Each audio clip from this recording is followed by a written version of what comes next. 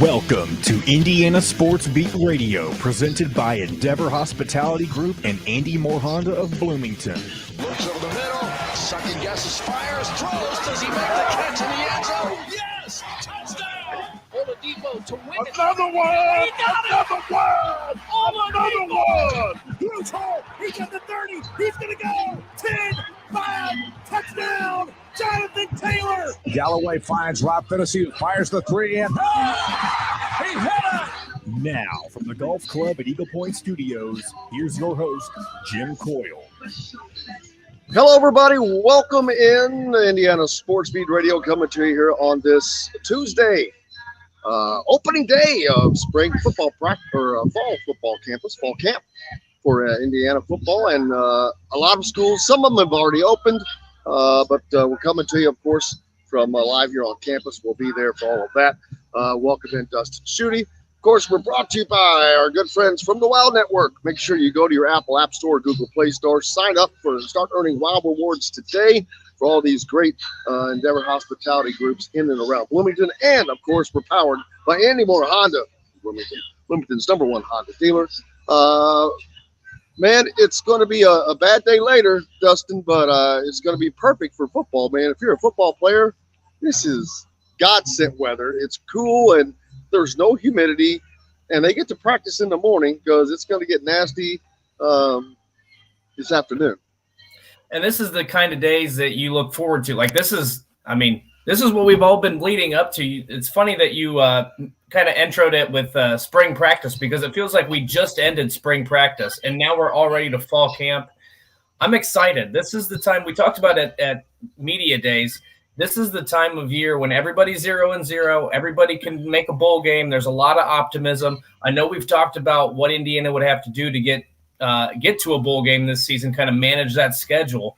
But day one, it's exciting for everybody. I'm fired up just looking at just your background there, being on campus. I'm in my little well here, but it's exciting just to see you out there. Well, obviously, that's Assembly Hall, the background. The only reason for that is I was originally set up, and that's why we had to start a little late. It was originally set up over by George Taliaferro, the statue out in front. But they're jamming, they're rocking, baby, getting pumped up, ready to go for day one. So it was too loud, and we had to actually move away. I think that once practice begins, probably be able to move back over there. But, yeah, I had to move. It's kind of stunk. I had a nice little spot to sit down and everything, man. So we had to move on the run, but that's okay. I'm sure the folks don't mind this background. Hope you're having a great day. Welcome aboard. Big day as always. Mike DeCourcy will be with us, chronic Hoosier as well. As I said, it's the opening day of college football practice for the Hoosiers. Who else is opening up today, Dustin? I'm not sure. Purdue, I know Nebraska, which I still don't understand. Now I understand a little bit more. When Nebraska had to bolt out of the Big Ten media days last week so fast, it wasn't because they had to get back to practice. They had a fan fest set up. Oh, that's what it was. See, the word when I was there was, oh, well, they've got the game in week 0, and they've got to hustle back and get blah, blah, blah. And this was someone from Nebraska was telling me this. And then I'm reading later on, they had a fan fest. I'm like, that's a bunch of crap. You move that damn thing. Sorry. But Nebraska is they still think they're Nebraska, and that's fine. But they're going to have to become Nebraska sometime soon, because that's a school that doesn't bring much to the Big Ten. I talked a little bit about that before, but that's another story. we have, and we agree to disagree on that one. But yeah, I mean, I think just about now, just about everybody's going to be starting. Indiana gets that a day early. There's going to be some teams that are able to start tomorrow. But it's exciting. Indiana starts off with Illinois, a Big Ten opponent. You look up the road, you got Purdue. They'll start with a Big Ten opponent in Penn State. Obviously, Nebraska, Northwestern, both those two teams started a week early because they go to Ireland and play in week 0. So, I mean, this is pretty much every team here in the next day or two is going to be starting their fall camp. So it's an exciting time. I'm looking forward to seeing. You're not going to find out much. We've talked about this from the offense, but looking at what they're going to be able to do on the offensive line, What's the quarterback situation? Who are they going to pass to? There's just so many questions about this team. It's funny because last year when we entered fall camp, we knew a lot about Indiana. We knew who was coming back defensively. We knew what they could do.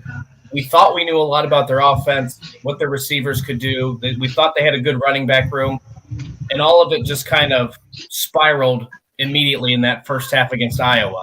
This year, because, I mean, it's been done purposefully, but we know very little about this Indiana team. We don't know who the pass catchers are. We don't know much about the offensive line. We don't know who's ahead in the quarterback room. You and I can guess, but we don't officially know. And then again, and I don't know, and we're not going to know that answer until they're going to keep that. I guarantee you, they're going to mask it as well as possible. Yes. We're not going to. We'll see very little as far as offensive plays. I mean, we're going to see Sean Shivers run. We're going to see all the guys that run the ball. We're going to see Connor Bazelak throw. We're going to see Jack Tuttle throw. We're going to see Graham Grimmel throw. We'll see everybody throw. But they'll mask it, which is fine. I'm fine with waiting to the game. Doesn't matter to me because I can't. Nothing I can say or do is going to change it anyway. But at the same time, I'm like, does it really matter if I don't think that. Not that I wanted to talk football this soon, but does it matter if Illinois knew that Connor Bazelak was the starter or not? I don't think so. I'm like, who cares? It doesn't matter. I mean, I know you will. What are you going to prepare for? He's never played here. He's never played under Walt Belt. It's a whole damn new offense. It doesn't really matter, but I don't care. Again, I'm so past that stuff. Yeah. Well, and to me, you talk about trying to keep the secrets hidden, and I understand maybe a little bit, but at the same time, guess what? If you're good enough, it doesn't matter. You're going to win the game anyway. So the secretive stuff to me is more if you don't have a lot of confidence. I mean, we know Ohio State's rolling out C.J. Stroud. Purdue's rolling out Aiden O'Connell. Penn State's rolling out Sean Clifford. And I know those guys have experience, and I know that they've been there, but knowing who the quarterback is isn't going to slow them. I mean, it's not going to slow those guys down. So if you're good enough, it doesn't matter whether it's been announced for 6 months, 6 minutes, 6 days. So, again, I understand trying to keep it secret, keep everything under wraps. Tom Allen's doing whatever he can, what's in the best interest of the program to win. But to me, I'm with you. I don't think it matters at all. What the trade deadline for Major League Baseball is 6 o'clock today. Let's see, the Reds, who all they dumped? They dumped Tommy Pham. I saw that, the guy that slapped the dude. Jock Peterson over from the Giants, yeah. So there's that. He got and then former Hoosier. Oh my gosh, got traded to the Yankees from the Cubs. Drawing a blank. Instead of getting to play in the Field of Dreams game, Scott Efros. There you go. Traded from the Cubs to the Yankees, and instead of playing in the Field of Dreams game, he'll get to play in the probably World Series instead. I'm sure he'll greatly take that in exchange. So there's that. I think it's time for a break. Who's up next there, John Boy? Because I don't have my chart with me. Mike DeCourcy will be joining us. Perfect. Looking forward to it. The great Mike DeCourcy from the Sporting News on a nice, perfect day for the start of college football practice. You're listening to Indiana Sports Beat Radio, brought to you by our good friends from Southern Stone, located on Patterson and Rogers, right in Bloomington, a part of the WOW Club. Make sure you go and sign up for your WOW Club at your Apple App Store or Google Play Store. Start earning WOW rewards today. They are a sponsor of IU Athletics and of Indiana Sports Beat Radio. We're back with more with Mike DeCourcy, Dustin Schutte from Indiana University. We'll be right back to the Golf Club at Eagle Point Studios for more Indiana Sports Beat Radio with Jim Coyle, presented by Endeavor Hospitality Group and Andy Moore Honda of Bloomington. Whether you're visiting Bloomington, the one little bitty thing I need that I could really use. I'm like, I will never need this, and I think I left it at home. What would it do? Just a little splitter for a small for a 1/4 inch deal because these headphones just keep slipping out. Oh, They're like just a tick small or something. It's just dumb. Oh, I hear a little Now, hotel room service. Are you hearing me right through now. this microphone or this microphone? Definitely not the second. Don't one. answer yet because I can't hear you because my effing headphones fell out. What'd you say? Not the second one. God damn it. Which one'd you say? I think it's the first. Just come through your headphones. Yeah. It's the only reason why I just need straight up headphones.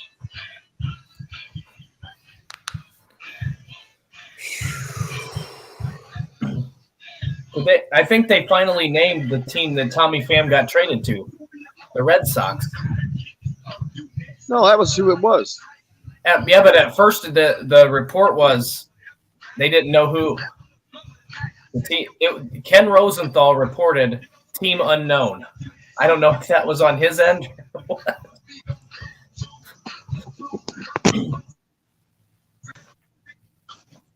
Oh. That's so dumb.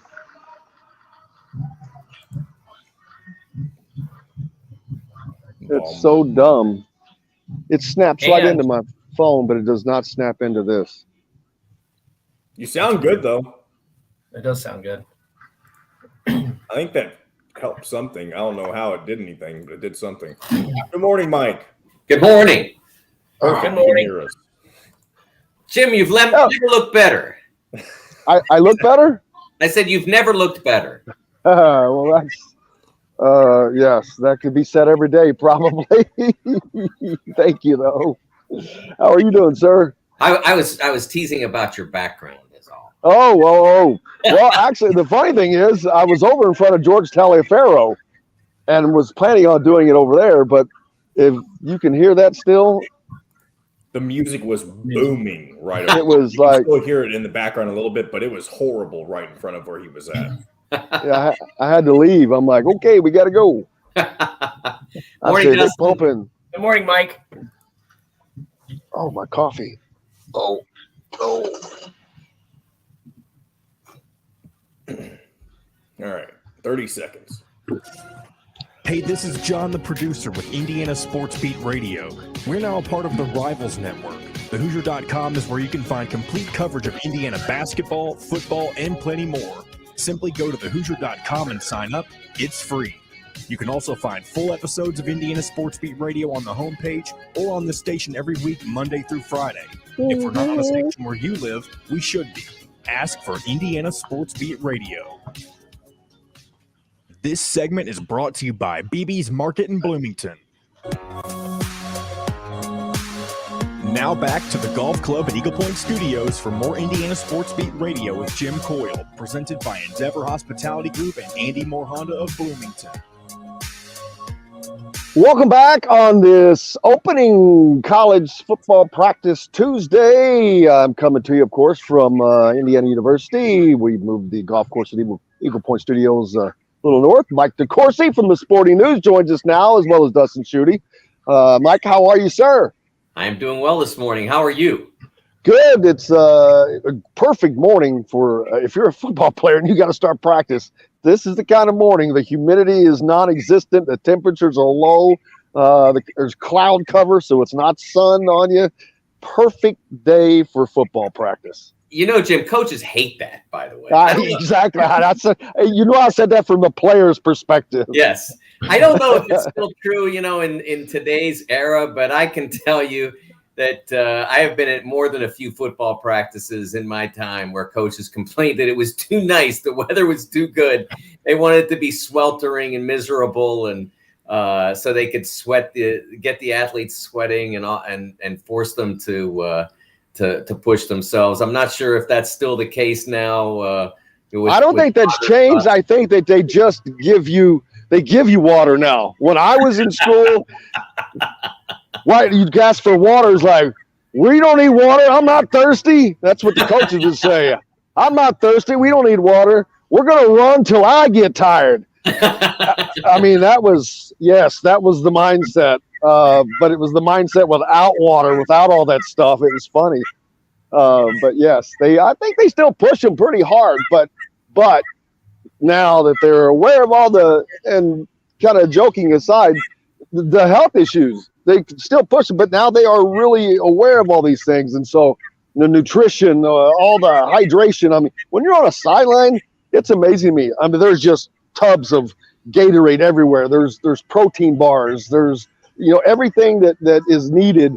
It's all there laid out. You just go get it. Like I said, when I was growing up, you had to ask. And I mean, just go get what you need, whatever. Stay healthy, stay comfortable.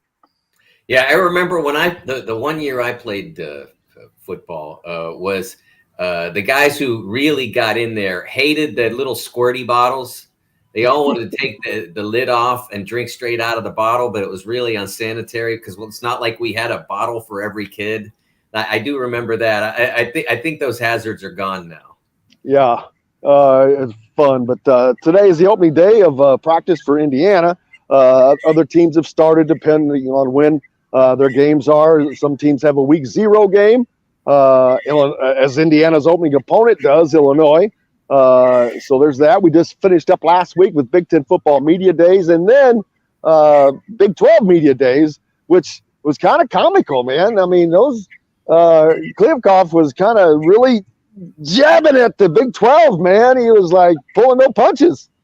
I was covering that remotely, obviously, for the Sporting News on Friday when the Pac-12 had their media days, and George Kliavkoff gave his address about the future of the Pac-12. And it was interesting because the first,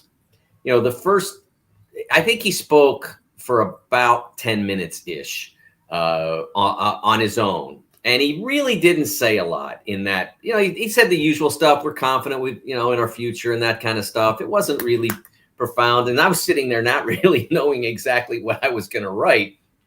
And then the question and answer started, and the people who were in the room in LA, one of them, I think it was Stuart Mandel from The Athletic, asked about the Big 12, and Kliavkoff gave an answer, and he went on, and then he said about expansion. He said, we haven't decided if we're going to go shopping there. Yeah. And and he didn't say it as emphatically as that, so that you heard the there quickly, clearly. And I said, did he say that? Like, does he really say? Like, did he mean the Big 12? Is that what he's saying?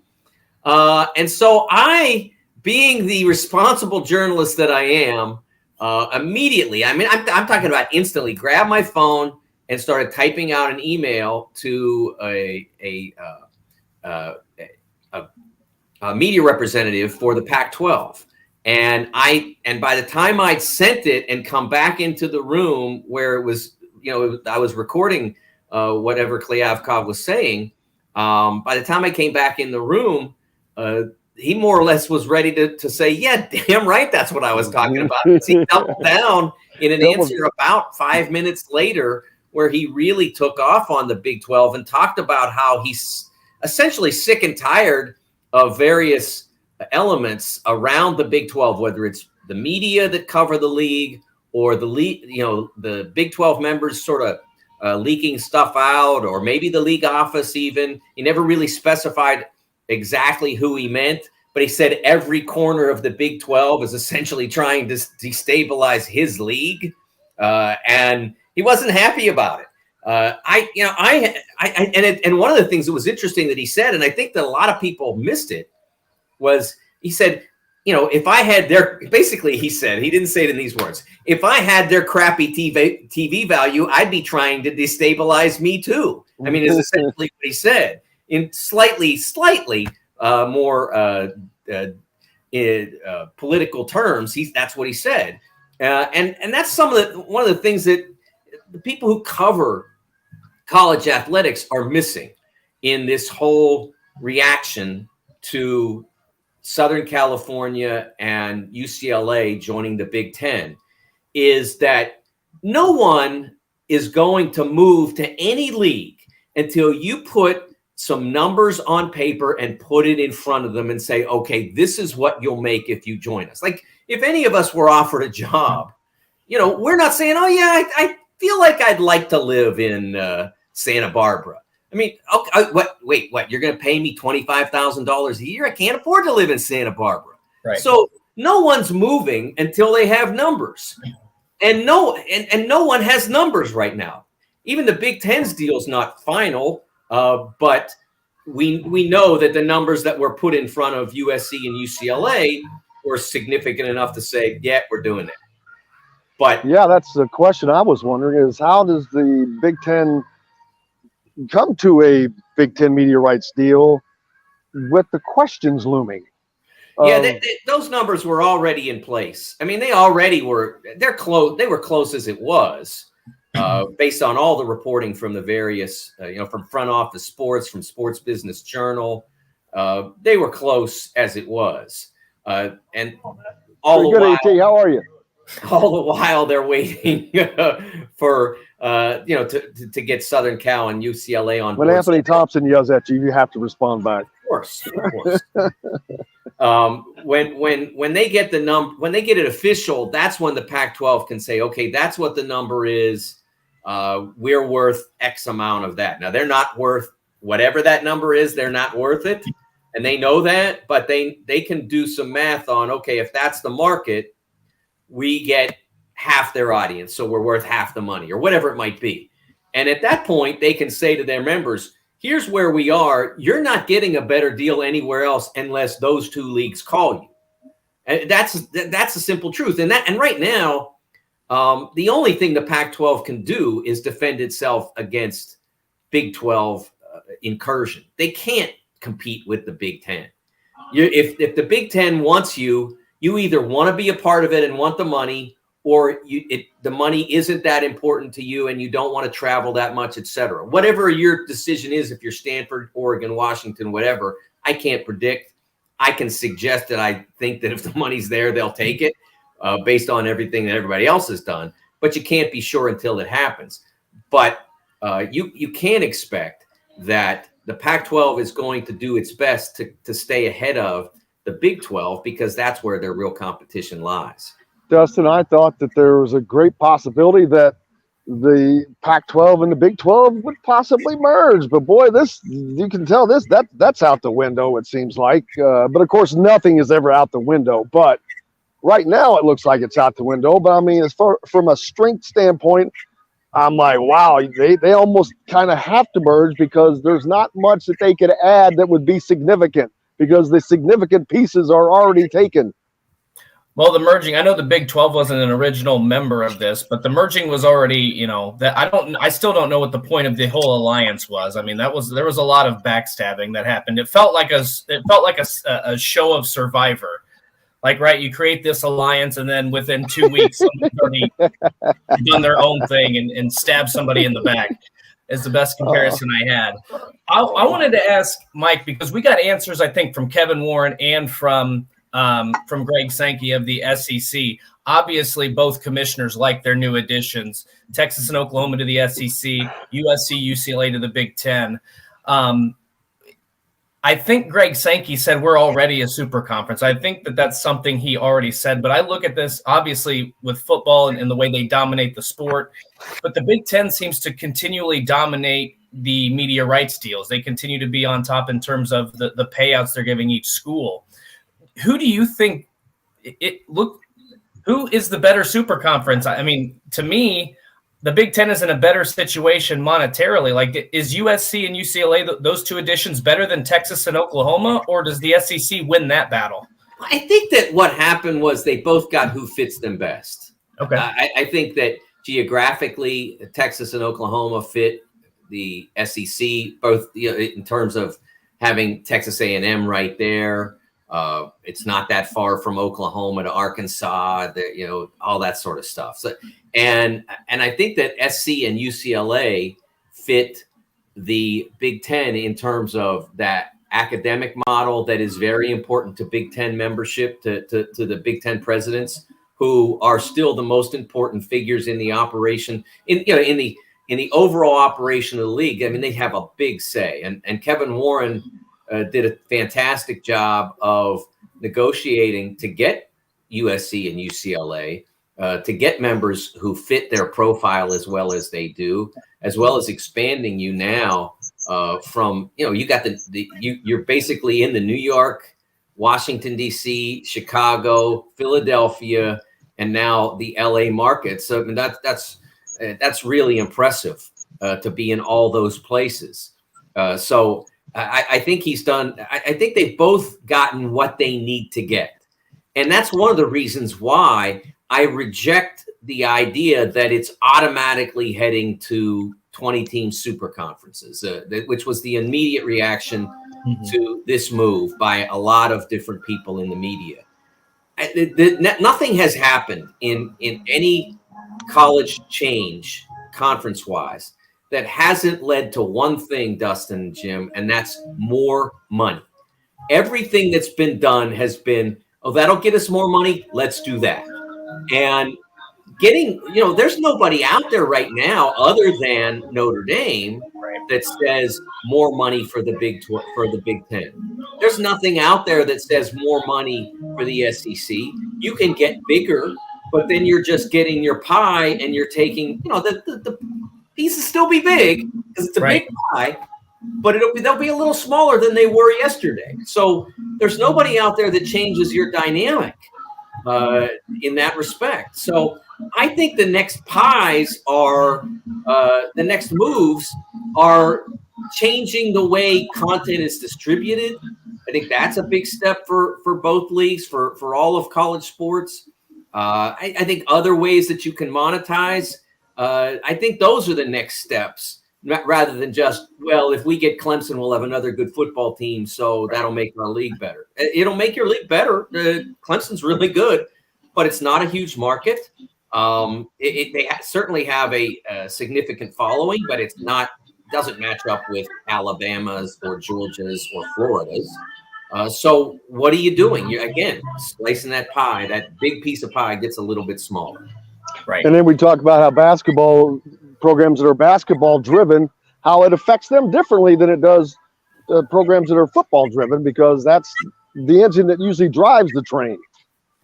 Yeah, I mean, I think basketball has, I think we've learned over the last 15 years or so, maybe 20, going back to the ACC expansion in 2003. I think we've learned that basketball is a passenger in this, and that the main thing in all of this is to not impact March. That basketball can survive different permutations. I mean, Big Ten basketball reached its, in terms of regular season success and earning NCAA tournament bids, reached its greatest heights with the expansion to include Maryland, Rutgers, and Nebraska. I mean, 9 bids 2 years in a row, all happened after you added those 3 programs. So I don't think that basketball necessarily, I think it needs to be nimble, but it needs to form a wall around March. Okay, you guys make moves, whatever, we'll play. But don't touch March because, one, that's what we're based on in terms of our economic value. And 2, you can't recreate this magic by grabbing, by making a super conference basketball tournament. You'll fail. You're not going to recreate March by doing that and getting a bigger piece of a smaller pie. You'll just, if you want a bigger piece of the pie that exists now, argue for that. I got no problem with that. If you think you deserve bigger cuts because you're getting X number of teams, fine. That's a reasonable debate. But plowing through and building a new building is a bad idea. We've got to take a quick break. Mike DeCourcy from the Sporting News with us as we're coming from the campus of IU for the opening of fall football camp. Here is football season upon us, brought to you by our good friends at BB's Market, where I'm going to stop on the way home and get my meat to make some chili. But they have they are your local meat shop, caterer, whatever you need, and you can order online. Visit bbsmarket.com. Back with more with Mike DeCourcy and Dustin Schutte right after this. We'll be right back to the golf club at Eagle Point Studios for more Indiana Sports Beat Radio with Jim Coyle, presented by Endeavor Hospitality Group and Andy Moore Honda of Bloomington. The sun is out. I thought the music would have died down, but it's still blaring away. Where's your chair at? Didn't you say you had a chair? Well, I had a bench in front of George Taliaferro. I forgot to bring a chair. I actually meant to. Hey, bro, what are you doing? Oh, we're on a break. How are you? Working. Who are you doing this year? Who are you working this year? What are you working this year? Sports. Well, I'm actually going to be leaving. Where are you going? Yeah. That's not surprised, but I mean, everybody always gets to go somewhere. Just accepted a job at the University of Texas. Boom, baby. That's awesome. So I'm going to be working with women's basketball down there. That'll be awesome. Yeah. That's cool as hell. Well, cool. When's that come out? Probably like next week or something. Well, good. Congratulations, man. Congratulations. Well, miss you, but thanks for everything. Appreciate you. But man, that'll be awesome. Austin, baby. Awesome. Man, you're going to have fun. We should have put him on there. We're in a break, but we could have put you on. We could announce the big scoop. Thanks, brother. Yeah, I'll be over at practice. Okay, I'll see you. Good seeing you. All right, minute and a half still. Jeremy Rosenthal. Okay, I recognize that name. Heading to Austin. Yeah, let's see. Scott Dolson has went by yelling. I didn't yell at him. Luckily, I waved and didn't yell, but AT yelled, so I had to yell back. Sorry. Are there press conferences today? Yes. Okay. Normally, this is a Tuesday. Normally it's Mondays, the main pressers. I forget. I have to look at my list. TA's talking today? I think so.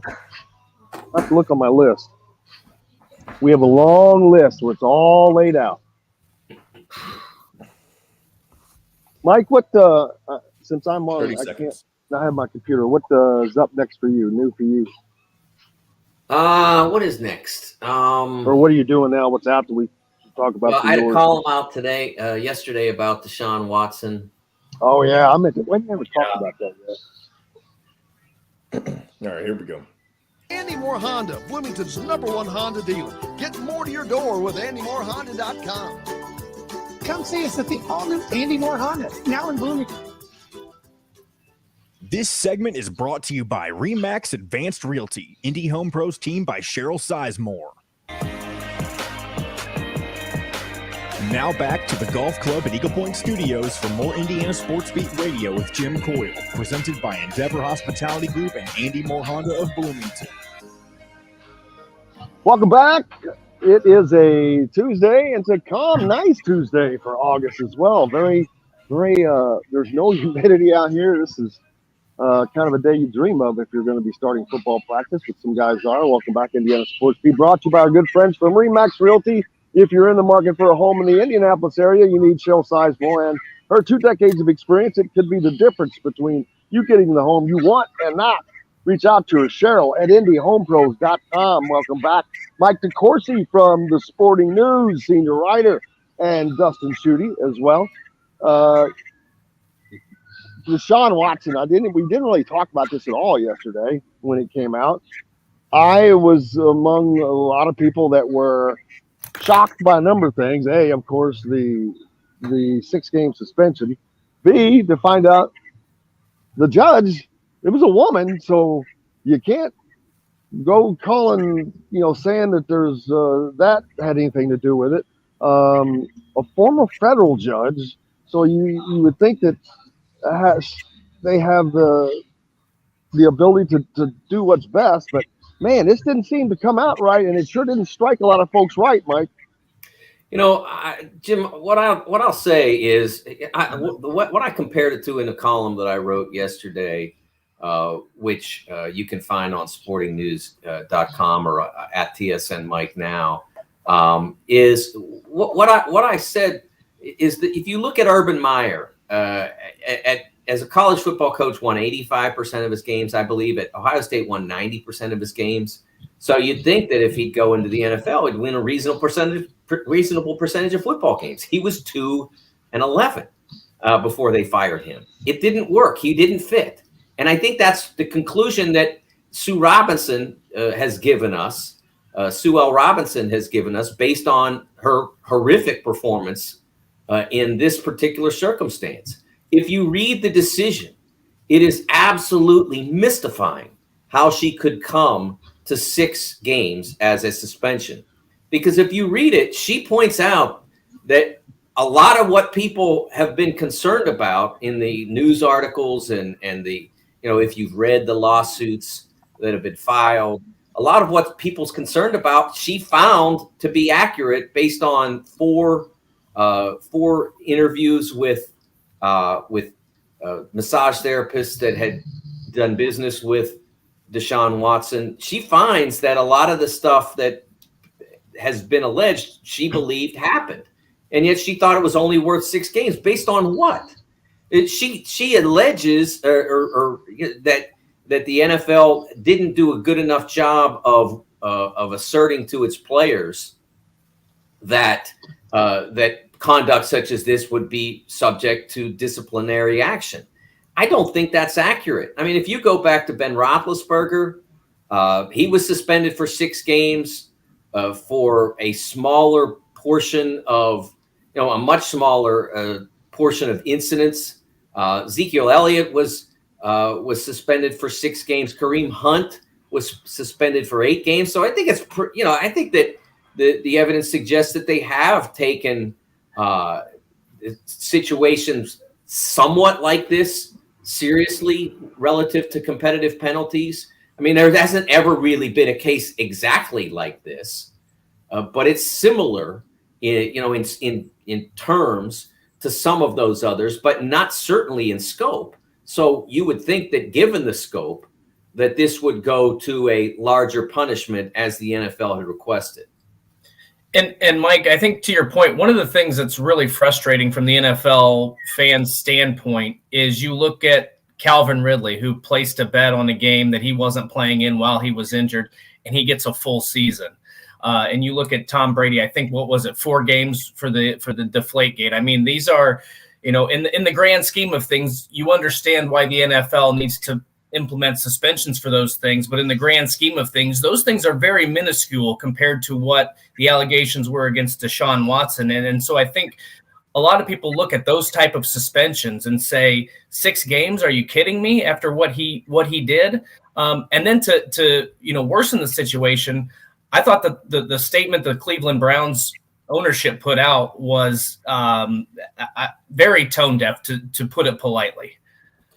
Yeah, I think the first thing that needs to be understood is one of the reasons why I wrote the column that I did and was more critical of Sue L. Robinson than I was of the league is because this is the first big case that was decided by the NFL's new disciplinary process. They hired Sue Robinson to handle cases like this. And the NFL now has the right to appeal this, and then the penalty would be subject to review potentially by Roger Goodell, the commissioner, who in the past had handled a lot of these other cases that I mentioned before and that we're all familiar with. And that's part of it. And the other part of it is that the case involving Calvin Ridley and the case involving Tom Brady were separate category. They were competitive integrity. The NFL is very protective of its competitive integrity, and for good reason. I mean, it sells football games. So if there were a car manufacturer employee, someone who works on the lines, who happened to be inside, the hood or whatever, and was doing something to impair the integrity of the automobile that would come off the line, that would be problematic for the company, and obviously the perpetrator of that would be someone that you'd want to deal with. And that's kind of the concept behind what was alleged against both Calvin Ridley and Tom Brady. the competitive integrity, the integrity of your sport is at risk when those types of events occur. Not making any judgment of guilt or innocence. That was for the NFL to do. But they said that they found those things, therefore they were issuing those penalties. So I think conflating those is a risky business. But I think it's important to look at some of those that I mentioned before, because they fall into the personal conduct area.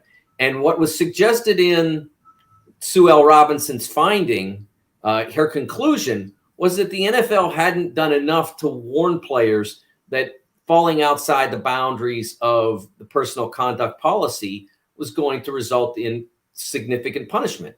And I suggest that the precedent indicates that's not true. That there have been instances like, to go back to the Ray Rice case, when they really botched it, and everybody knows they botched it, and they only corrected it as a result of the video evidence that was presented.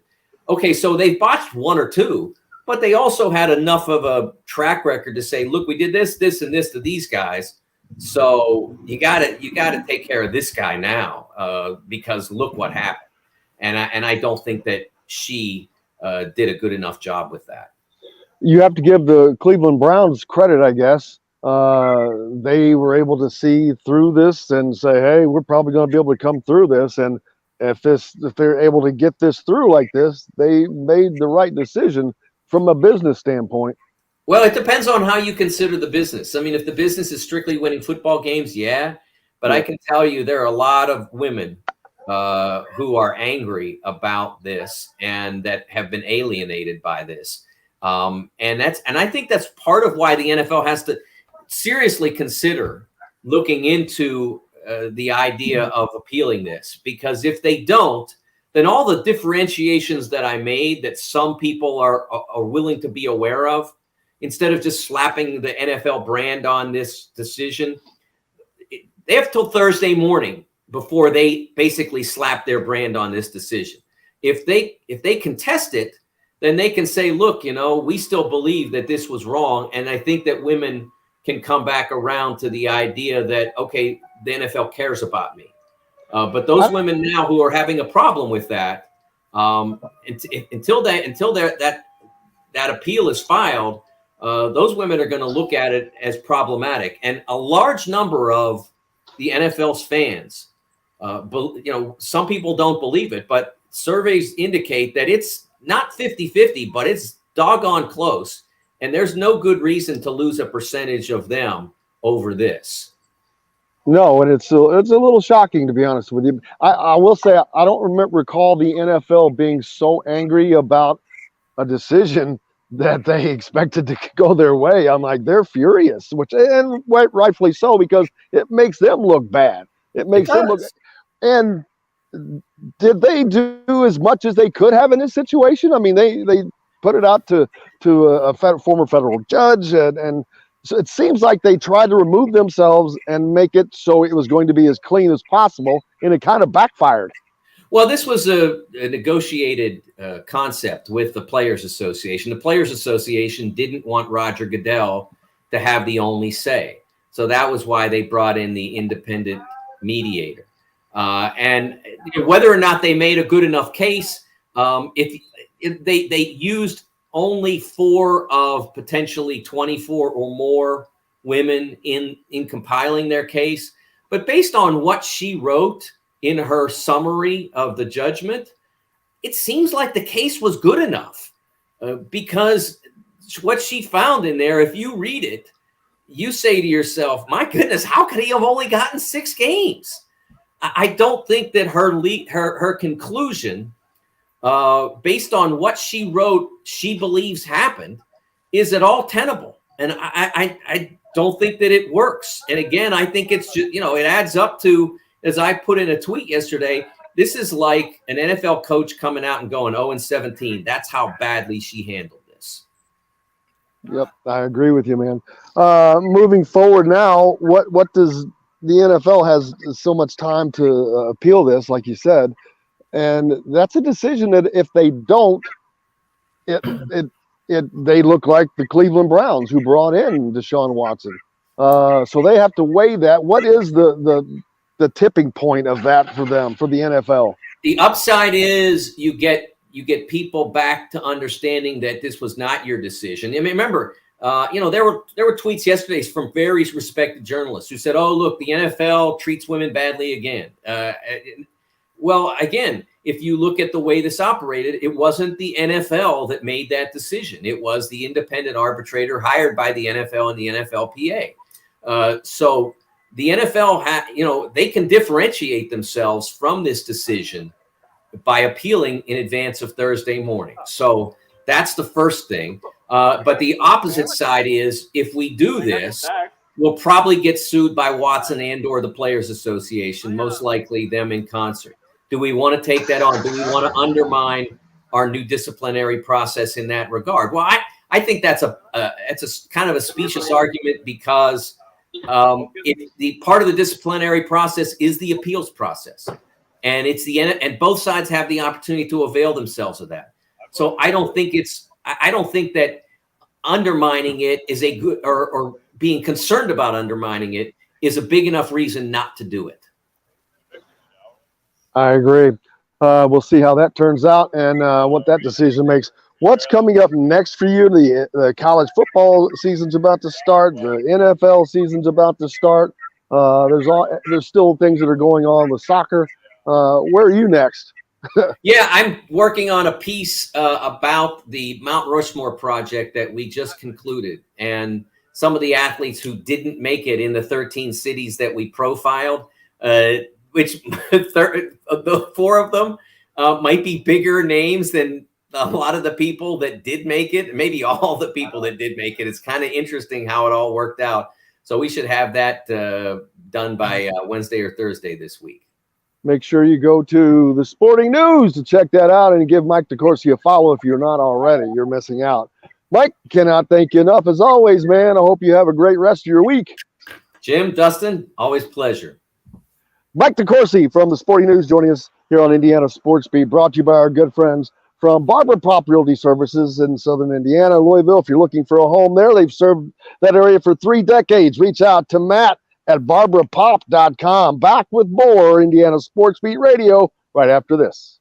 We'll be right back to the golf club at Eagle Point Studios for more Indiana Sports Beat Radio with Jim Coyle, presented by Endeavor Hospitality Group and Andy Moore Honda of Bloomington. Andy Moore Honda. Okay, I can change places now. There we go. Right. Get to your bench. But it does. Not that it really matters. Can I walk? I should be carrying this with my backpack like a backpack instead of carrying it in my arm. I got coffee. You know what's going to happen there. I got coffee. Why I had to step back. Whenever you sent me that text of I was like, I couldn't get back in. I'm like going, put me back effing in. No, I was you're talking about it wouldn't let me do it. Well, my coffee was doing that to me at the moment. Well, it wouldn't let me back in for some reason. And I came and let you back in, and I went back to what I was taking care of. Well, but I don't know why it wouldn't do that because it didn't do that when I first entered today.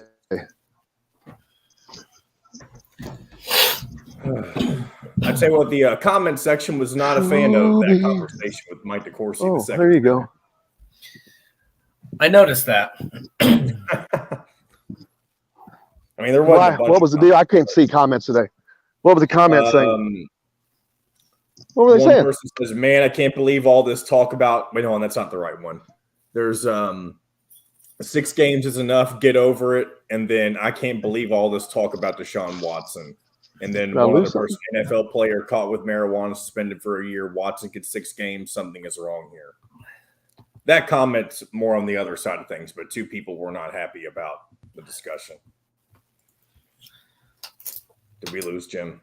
We might have buffering. Well, I mean, you can't please everybody, obviously. No, you can't please everybody. You're gonna have to. You have to have. I didn't hear a thing you. It's all right. Fuck. All right. You have to. Can you hear me? Yes. How you doing? Good. I don't know. Huh? Yeah. I hate remotes sometimes. Are you with media? Yeah. I think it's not open till 9:30.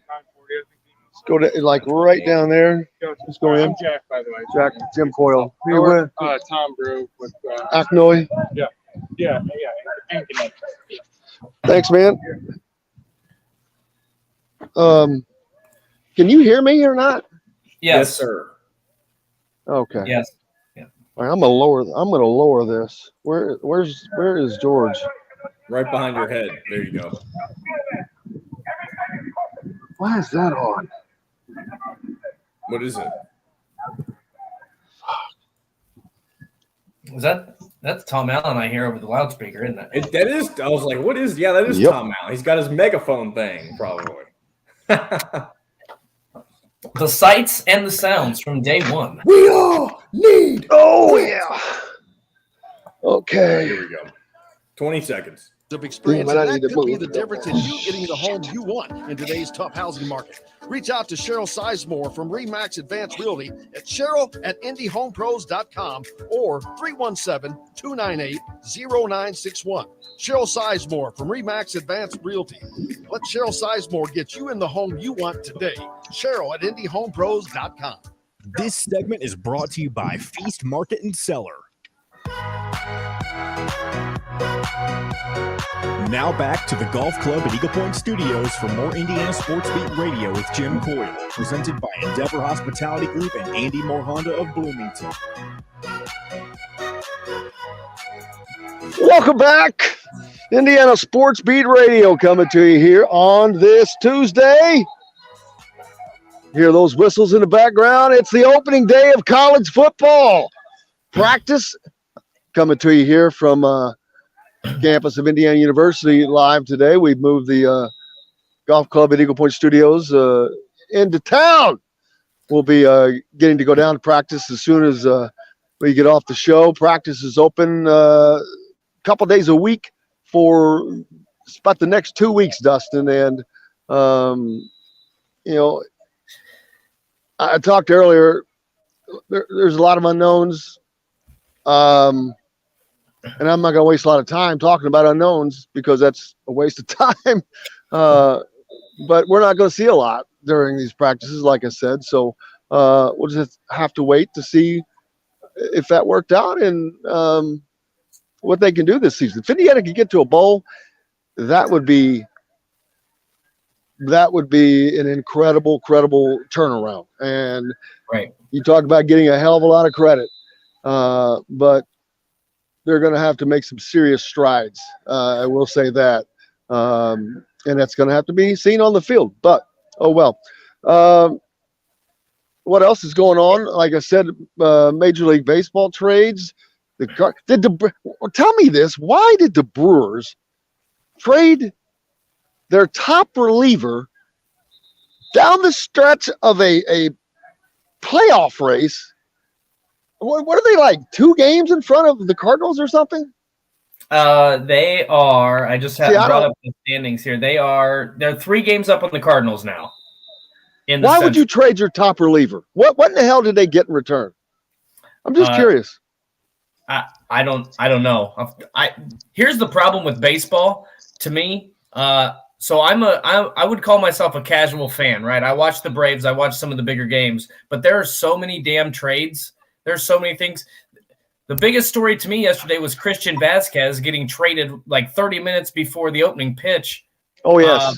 He had to leave the field. He had to leave the field, and then he just goes right across the – all he had to do is go to the other end of the dugout. So I did see the Brewers news. Oh, he got traded to the opposite team. Yeah, he got traded to Houston. And they were in Houston for that first game of a 3-game stretch. That's hilarious. It's like Bitterfield. Don't you remember Bitterfield? I don't know. Moneyball? I don't want Bitterfield pitching against me tonight. Send him over, baby. Billy Bean, yes. I don't want Bitterfield pitching against me tonight.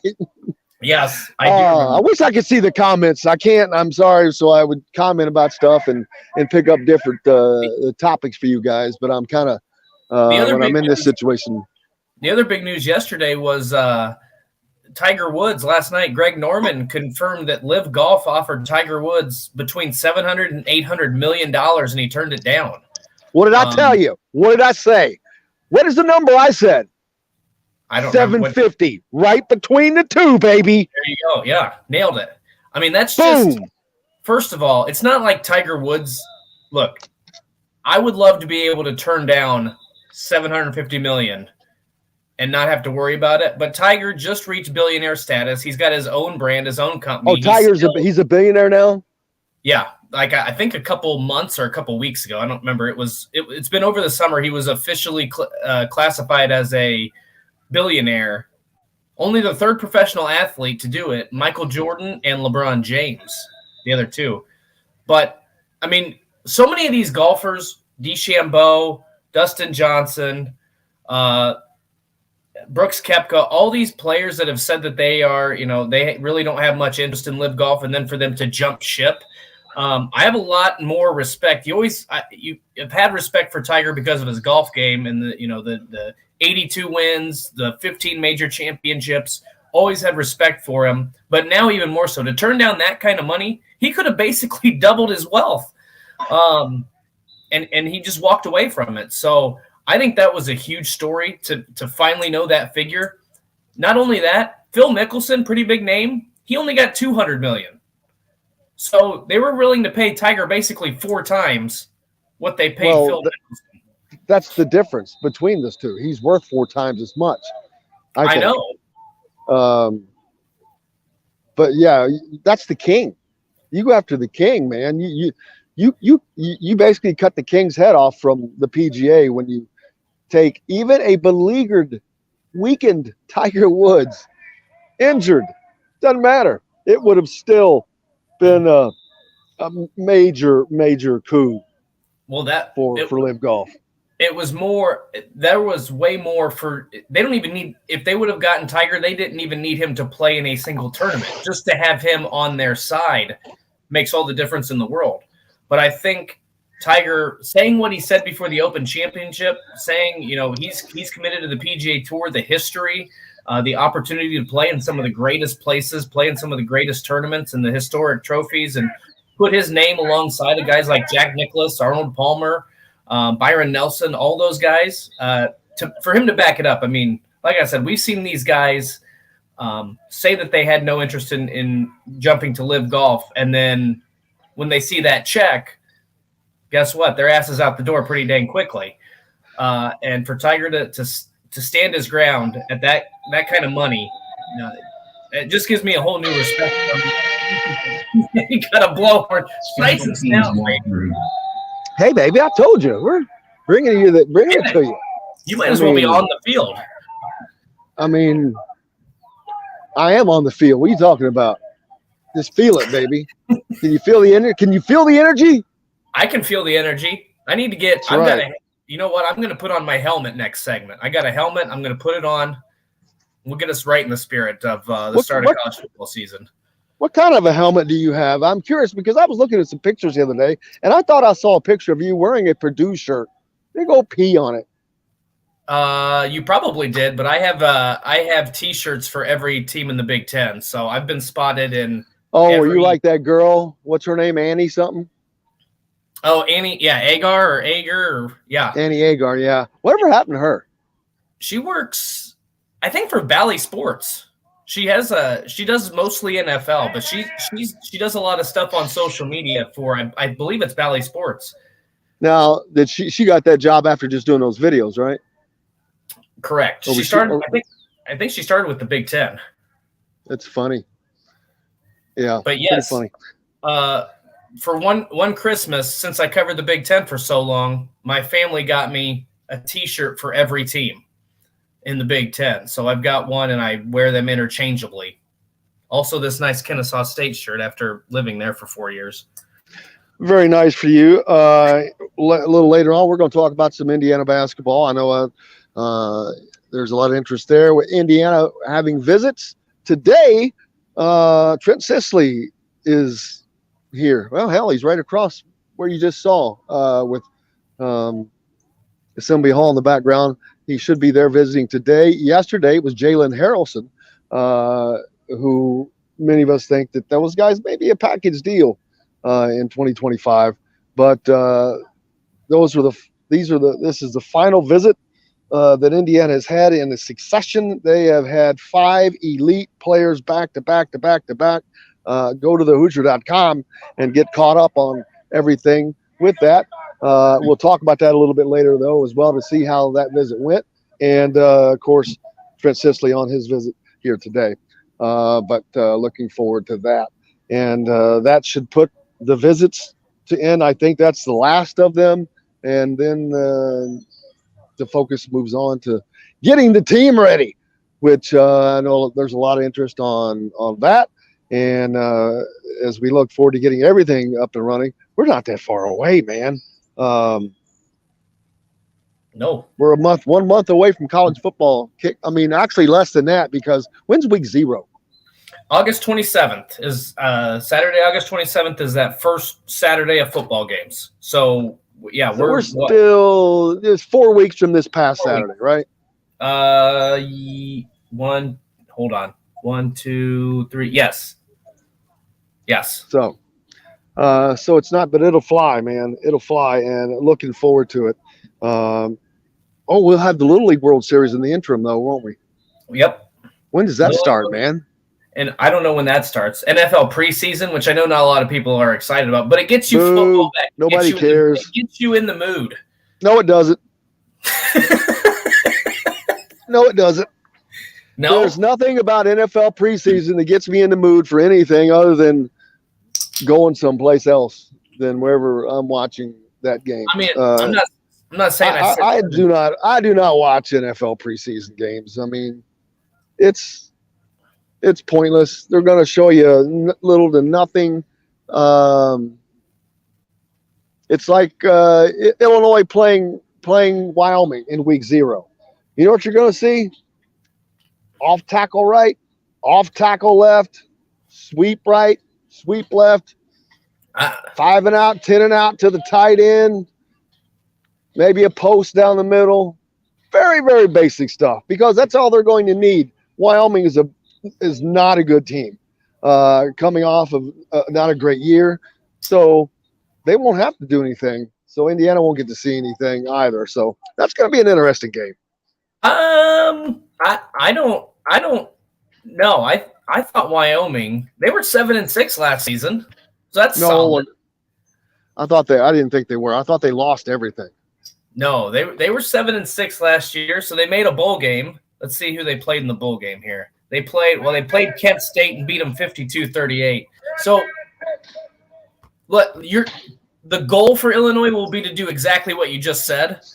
Hopefully to keep it pretty basic so they don't put too much on tape.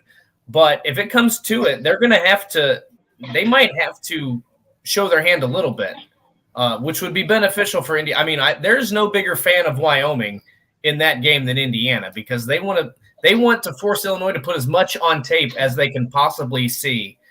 Man, you're not going to put hardly anything, especially week 1, unless you better hope you don't have to. But that's what I'm saying. It's Illinois we're talking about, so who knows? Just want to keep track on the time. Much harder out here doing this stuff than normal. Beautiful. And what else is going on across? Oh, well, Bill Russell passed away. Did not really spend time talking about him. 11 straight NBA titles, 11 overall. Someone said yesterday he's got more rings than fingers. Absolutely. For the Celtics. And speaking of the Celtics, Noah Vonleh could become the 3rd former Hoosier to play for the Celtics in the last 2 years. That's crazy. Romeo Langford traded from the Celtics to the Spurs in February of this year. Juwan Morgan picked up and then traded to the Pacers, and he was waived on July 14th. I didn't know that until last night. I missed that. And now Noah Vonleh has an opportunity to make the roster for the Celtics. So he'd be the 3rd Hoosier in 1 year. Yeah. To wear that uniform. To play this. Yeah. So kind of nuts. But they continue. I mean, Indiana, that's the one thing that, I don't want to say you can continue to use it as a recruiting tool, but even through the bad times, even through some of those down years with Tom Crean, even through the down years with Archie Miller, They do have a presence in the NBA, so you can continue to sell that. Not that Mike Woodson needs any help, but that's another additional feather in the cap for Indiana to say that you've got people that are continually in the league. And look, it's hard to stay in the league. It's not like not everybody's going to be an all-star. Not everybody's going to have a career like Eric Gordon or a Victor Oladipo. Just to be in the league, to be on a team, that still speaks volumes, I think, for the university. And we've talked about the recruiting has picked up tremendously since Mike Woodson has taken over. You've had 5 really good prospects on campus here in the last 2 weeks. You got elite level players. We're going to see what they'll be able to do on the floor this season. But I think having those guys in the NBA, even though they didn't play for Mike Woodson, even though they were on some teams that we probably complained too much about, it's still a great factor. And to be on a team that won the Eastern Conference, be in the NBA Finals, just to be on that stage, that's big too. Eric, talk about Eric Gordon, man. What's he on his 14th season? I think he's played for every team in the NBA. No, I'm kidding. No. I think he's going on his 14th season. To be able to hang in the NBA for 14 years, that's incredible. Wow. He's played for a lot less. I thought he played for more teams, but he's only played for the Clippers, the Pelicans, like and the Rockets. 3 teams, yeah. And he's been with the Rockets for like 5 years, I think. Yep, he has been with them, since 2016. They've seen Westbrook come and go, and Eric Gordon has just been a steady. I think when their stars was out one time, he put up 50. When Westbrook was out one night, I think he put up 50. He's just a solid, consummate professional. Yeah. I mean, 14 years in the NBA these days, dude, it's a young man's game, and he's still plodding along. Those guys are hard to find too. I mean, you don't see that very often. And for whatever reason, I thought he was on a lot more teams. Maybe it's because his name is always mentioned in trade conversations, and nobody ever pulls the trigger. For the longest time, the Pacers or everybody wanted him on the Pacers to bring him, kind of back home. But obviously that never happened. But yeah, I mean, he's had a great career. Always been. He's been a part of some really good teams, some winning teams. And again, it's just another feather in the cap, man. He's had a great career. There was a time when I wanted Eric Gordon on the Pacers. I think that time's probably passed. But for the longest time, everybody wanted to see him in the blue and gold, but just unfortunately never happened. Yeah, I don't know where he is as far as his contract with Houston right now, but now he would have been a great former Hoosier to have on the Pacers. I mean, look at him. He has just been as solid as a rock in his play. And why that the Pacers didn't try harder to get him, get a player like Eric Gordon? It's a good question that maybe we can pose to Chris Denari on Thursday, although he does not have anything to do with the decisions and probably does not like talking badly about any decisions that have been made as they are his employer. And I understand that.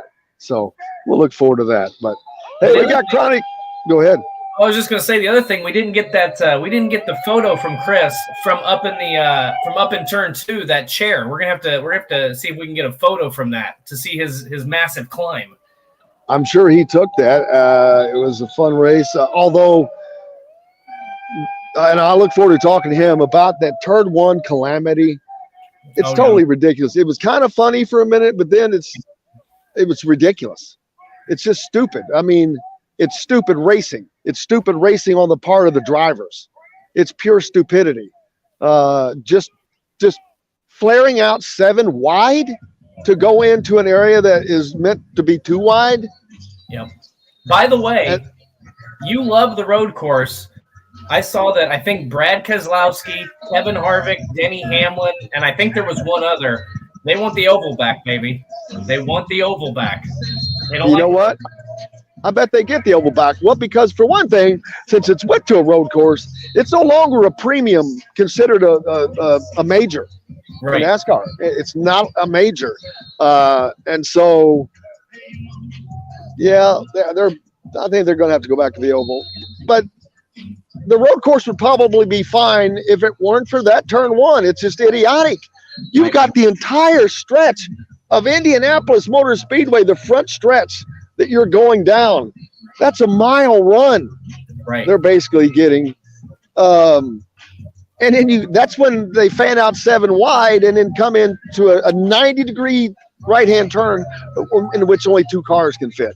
It was idiotic. They've got to change that in some form or fashion. We got to take a break regardless. Chronic Hoosier is going to come up next. Brought to you by our good friends from Cabello Restaurant, located on the square in Bloomington. Get a taste of the Italian heritage right in Bloomington on the square. Another part of the WOW Network. Join the WOW Club. Go to your Google Play Store or Apple Play Store and join today. They are a proud sponsor of Indiana Athletics as well as Indiana Sports Beat Radio. We're back with more from the Golf Club at Eagle Point Studios at IU football practice right after this. We'll be right back to the Golf Club at Eagle Point Studios for more Indiana Sports Beat Radio with Jim Coyle, presented by Endeavor Hospitality Group and Andy Moore Honda of Bloomington. Whether you're visiting Bloomington or I hate when I have my notes. I don't have my notes. Well, I can't read the comments. I don't have my my phone is wherever I keep everything. Oh yeah. To use for talking points.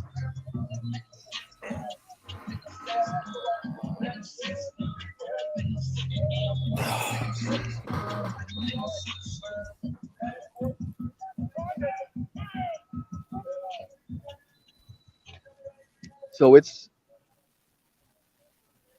we only have 2 more segments.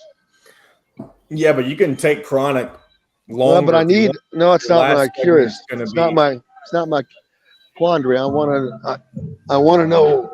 I want something good to talk about in that last segment. Oh, I know what. God damn it. Here, how much time do we have? Let me see. You got less than 2 minutes. All right, I just got to look at something.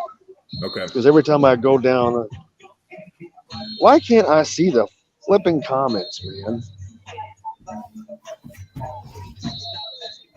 Oh, look at Dustin's helmet. He's busy looking for something. Yes. Does this go through here?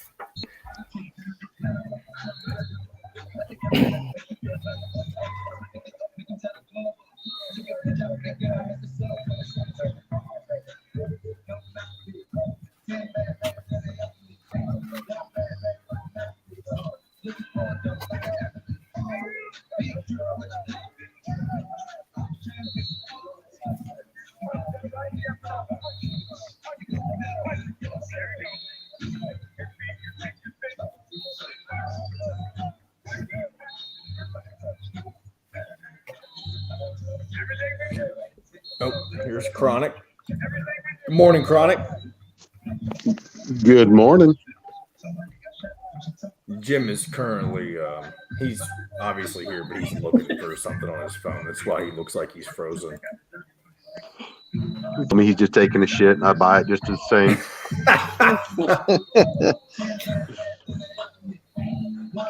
Jimmy, about ready? We have 20 seconds. Yes. Okay. Accord, Civics, CRVs, Oh, I got it. HRVs, and pilots. See dealer for financing. Looking good. Andy Moore Honda, Bloomington's #1 Honda dealer. Get more to your door with AndyMooreHonda.com. Come see us at the all-new Andy Moore Honda, now in Bloomington. This segment is brought to you by Andy Moore Honda of Bloomington. Now back to the Golf Club at Eagle Point Studios for more Indiana Sports Beat Radio with Jim Coyle, presented by Endeavor Hospitality Group and Andy Moore Honda of Bloomington. Welcome back on this good-looking Tuesday to open up practice. College football practice, Division I for IU. We're here brought to you by our good friends at Andy Moore Honda, the #1 Honda dealer around. That's the place you need to go because that's who powers Indiana Sports Beat Radio, and they are powering it out here as football practice getting underway, joined by Chronic Hoosier as well as Newt Rockney. Thanks for making a special appearance, Newt. If you couldn't see, you can't see Dustin, but he's wearing Newt Rockney style helmet, it looks like. We're going to win one for the Gipper today. There you go. Win one for the Chronic. Win one for the Chronic. Here we go. I thought that was in honor of IU's last Rose Bowl appearance. I'm not going to lie. Hey, they're headed back to the Rose Bowl at some point with UCLA in the conference now. It's guaranteed. That's right, baby. All those years of waiting, they're over. It's over, baby. It's a countdown now. What's new with Chronic? How are you? I am still in disbelief here that this is the official last day of summer, at least in my household. Kids start school tomorrow. Fall camp begins today. Man, another year, you blink and summer just slips straight through your fingers. But we're doing well. We are doing well, all things considered. Looking on the bright side of it, 1 month away from the start of the IU football season against Illinois. So it's here, man, and trying to keep the positive outlook with another summer in the rearview mirror here. Yeah, IU basketball has certainly been hitting on a high note as today they wrap up a visit with Trent Sisley, which is on the heels of Jalen Harrelson, who was in here yesterday. Those guys are not until 2025 guys, but very, very important pieces on the future of Indiana basketball. Prior to that, last week, 3 big-time visits from guys that I think Indiana, I actually believe they get 2 out of the 3, and there's nothing that says they can't get all 3 of those guys that were here last week. And Chronic, you have a better memory than me, but I cannot recall a time where IU had in succession 5 elite players like that, just boom, boom, boom, boom, boom on campus. No, it's been pretty cool to see. I particularly enjoyed you read the recaps, and whether it's coming from the recruits, their coaches, usually their parents are chiming in, fielding the media request, and just to see through their eyes what the experience has been like with Coach Woodson's staff, how campus impressed them, what they found remarkable about the visit, and it certainly gives a lot of confidence that whatever they're doing at a pretty high and a pretty effective level. Like you just alluded to, I wouldn't be surprised if we start seeing some of the fruits of those labors here before too long.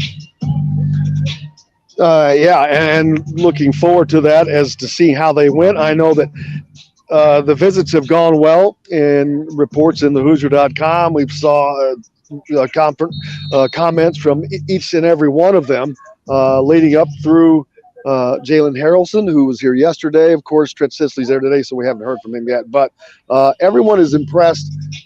It's so funny. Once you getting people on campus is the key, because places like for basketball, for IU, getting them in Assembly Hall, that's gigantic, because it's just it's one of those things you see it on TV, and when you see it in person, it just looks bigger. Yeah, it's the power of the experience, and everybody who's ever taken that first step inside Assembly Hall, who's ever taken their first step on campus, you tend to remember those, because that impact can be so profound. And often for the staffs, that's the biggest obstacle, is just to get them there, to make that pitch in person after cultivating relationships over the phone and FaceTime for so long. It still speaks volumes to the power of personal connections, to personal experiences. And it always kind of tickles me when you hear the kids talk about just randomly walking around town, and how everybody knows who they are and why they're here. And, the encouragement they get from that, and just how impactful that is on them. For all the talk about, where Indiana stands in today's modern basketball landscape, for all the feelings Indiana fans have about that, you get confirmation from the recruits coming in that, being a basketball school, being a basketball town matters. And that's something that impacts these kids and their decision making. And more than anything, that it's tangible, that they feel it the minute they step foot on campus. And then you hear just how well Woody does in closing the deal. So I wouldn't be surprised if we see some signatures coming through here before too long, because it sounds like they're doing it at a pretty high level right now. Absolutely, and I agree with that 100%. Football now, we know little to nothing about this team. And we are not going to, even though we're going to practice today, but that's not going to matter. We won't know anything until the Illinois game, to be honest with you. After what happened last year, the fans were ready. I know they have to win, but is there any chance of – it's so hard to get fans back after that letdown. They're going to have to really, really do some things different, obviously, than last year. Besides, I mean, that's an understatement, I guess. But, I mean, they really had the fans in their hands, and that was a rare opportunity. And there's a chance to get them back, but, man, that's an uphill climb. Yeah, they burned a lot of goodwill last year. There's no doubt about it. And high expectations comes with high risk. And we saw what happens when that risk comes to bear. I think one of the key lessons from last season is got to be getting out of the gate strong. I don't know that you can emphasize enough how important that opening game against Illinois is going to be for Indiana. With Cincinnati looming before the conference season starts, you absolutely don't want to go in the hole in conference. You don't want to disappoint your home fans at the start of the season. And, a lot of fans, myself included, left last season with a pretty bad taste in their mouth. I know the team did as well. We've heard nothing but, how much that has spurred them to hopefully change their ways. And, as the staff wants you to believe it all starts today, even though they've laid the seeds for the last 8 months since January last year. We'll see. We'll see. The more I read the previews and try to filter through some of the noise, I'm kind of approaching this one with the expectation that we had a pretty crappy football team last year. And I'm not going to adjust my expectations too much until given other information that makes me reconsider that. And that Friday night game against Illinois is a prime opportunity to put some fresh input into the equation and maybe make me feel a little bit better about it. But we'll see, man. We'll see. Well, one of the things that I think, I think that it's important to kind of remember, and I don't know if you agree with this or not, but you look through, basically Tom Allen's tenure, the first couple of years, 5-7, then he gets to 8-5. Then they have that magical year in 2020. I'm looking at myself in the picture here, and I look ridiculous. I love it. I love it, man. But then last year he goes 2-10, and obviously that leaves a bad taste in your mouth, as you said, Chronic. But at the same time, I think it's fair for fans to maybe also, I don't want to say cautiously optimistic, but that's not who Tom Allen has been. That's not who Indiana has been the last 4 seasons. I mean, they've been basically a 500 type of team. So I understand I understand being cautious and not having hopes up too high this season, but I also think that it's reasonable to suggest that Indiana could be around that 5 or 6 win mark, just given the previous 4 seasons before the 2021 fallout. No, I think that's fair, and I think that's probably the baseline expectation for Indiana, is at least to be in the hunt for a bowl bid by the end of the season.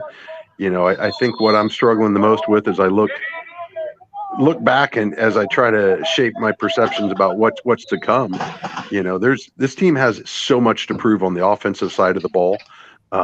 Their inability to score the football, it just repeatedly reared its ugly head over and over and over again last year, and it really put the defense in an untenable position. And I know this season Tom Allen's taken control of the defensive play calling back, which I think is encouraging for IU fans. It's an identity that he's established over the course of his career that's enabled him to get where he is today, that enabled Indiana fans to have just those expectations that they had last year. So I think that's going to give him a great opportunity to rebound and win some of that faith back. All that said, though, it does not matter if you can't put points on the board. So with lots and lots of new faces, lots and lots of new staff on the sideline, lots of uncertainty about what it's going to look like and how it's going to work. But cautiously optimistic is probably the word that I would generally describe. also recognizing we're talking about Indiana football, and it's time for them to prove it, because we've had nothing but talk for the last 8 months, and it's going to be another month till we actually see them suited up and step between the lines. So I'm looking at it, though, hopefully, assuming the defense will see some improvement, even though they've got some massive holes to fill on that side. But I'm most interested to see exactly how they plan on moving and scoring the football, because that's probably going to be the determining factor, whether or not they even find themselves in that bowl contention at the end of the season. Right. And I think one of the things last year was you go into that season, there was a lot of optimism. Obviously, a lot of people thought Indiana was going to beat Iowa, but there was also this thought that, if Indiana loses that game, it's not the end of the season. Even if they start out, maybe they go 500 because that schedule is so front heavy that if they were able to get through that 500, they'd probably still be bowl eligible and be okay. Obviously, that wasn't the case. You hear the blowhorn now in the background there from Jim. This year feels very different. This year feels like, Chronic, there's a make or break type of situation. If Indiana wins that Illinois game, then there's hope for the rest of the season. If they lose it, then it feels like the fans are going to fall off. The furthest they're going to get, or the closest they're going to get to Memorial Stadium, is the parking lot for the tailgate season. I mean, do you think that's a fair assessment? I think that's been the history of my experience as an IU football fan. There's always optimism to start the season. Sure. There's always excitement around the first home football game. It's truly is Bloomington at its finest in the fall.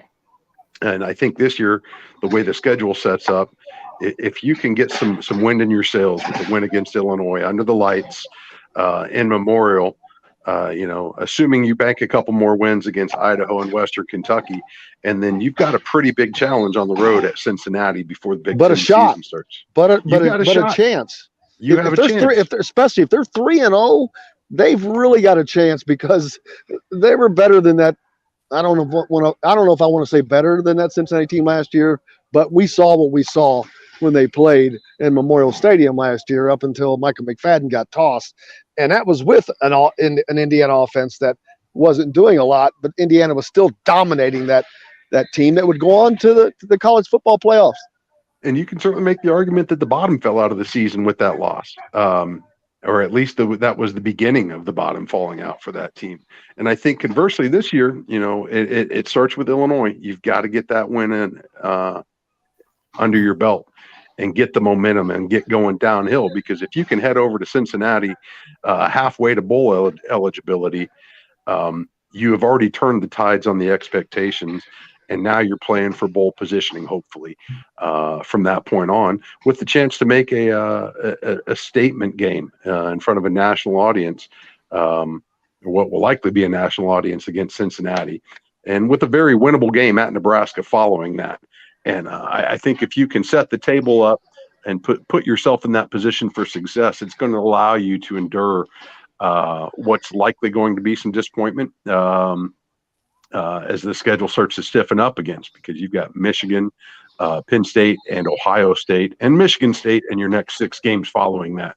But there's some winnable games mixed in there as well. And what a rare opportunity for Indiana to potentially be looking at bowl eligibility before October's even finished up. Have that in the bag before we even start talking about the bucket game. I think that would do wonders for the program. But conversely, a couple of missteps along the way, and now we're back to the doom and gloom. And the one thing that I loathe the most as an Indiana football fan is once we've reached that point where confidence in the coaching staff gets lost, and now all those conversations start bubbling up again about what's the best direction forward. It's really a miserable place to be, and unfortunately one that we spent far too much time in as Indiana fans, at least in the course of my lifetime. I think Tom Allen still has enough goodwill left that he can keep some butts in the seats. And I'm real curious more than anything at what the student turnout is. And I've said this since I started talking about IU football. You want to bellwether the health of the program, look no further than the stands where the students sit, and you'll get a real sense in what direction things are going in. And, they have shown they will always be there to begin with. Can you keep them there? Can you keep them coming back? And I think that's going to probably be very, very evident very early on exactly what the pulse is on that support and what's going to ripple on from there.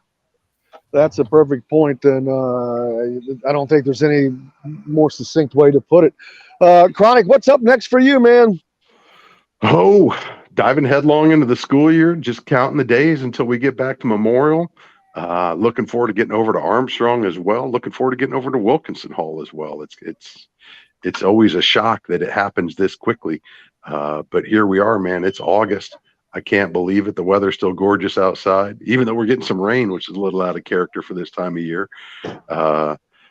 But I'm excited to see more than anything. Now that you guys are there, we finally get to put eyes on the team, and I think that's one thing that's been missing with no fans or media allowed for the spring game. So many of these question marks hopefully going to start having some answers filled in here, and can't wait to see what your eyes see and everyone else's as they're able to look in this week and see what noticeable changes have been made and what we may expect. It sounds like it's pretty lit over there. Dude, you should have heard it this morning. I had to move from. I originally had started from this location, which is directly out in front of the entrance to Memorial Stadium, where George Taliaferro's statue is. I had to move, man. They were bumping, and early this morning for an hour. I'm like, okay, we can't take that, so I had to move over closer to Assembly Hall. But yeah, so I'm sure that first day, they're all jacked up, but it's. Tom Allen is jacked up, man. So I'd hate to be his voice tonight for certain. But looking forward to it. We'll see. I'll talk to you next week, and we'll have a week in the books of what is going on at least. I can't wait. We'll catch you then. Chronic Hoosier joining us here on Indiana Sports Beat Radio, brought to you by our good friends at Andy Moore Honda. Honda's #1 dealer here in Bloomington.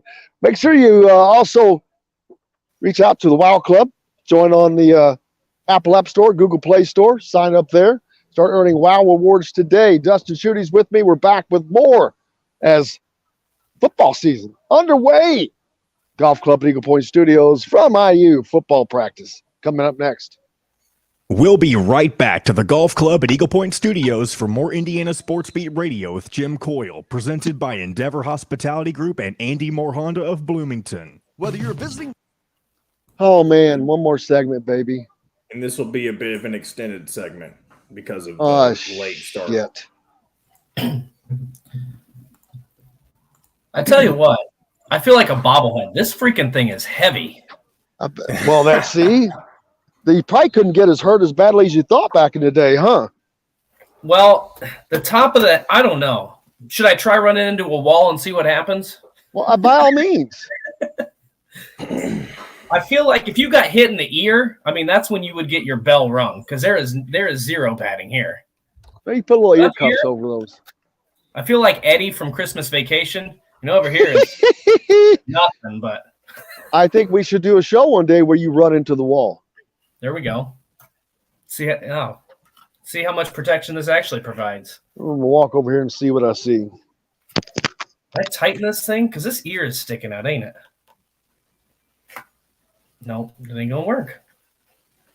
Just gonna sit lopsided on my head. I'm talking to myself. Dustin, have you ever had orthostatic hypotension? What the hell is that? It's when you stand up and you feel like you're gonna pass out. Oh yeah, when you stand up too quickly. Yeah, I do that all the time. I do that all the time. I do that when I'm stretching in my chair doing this show. I do that when I pick up laundry. I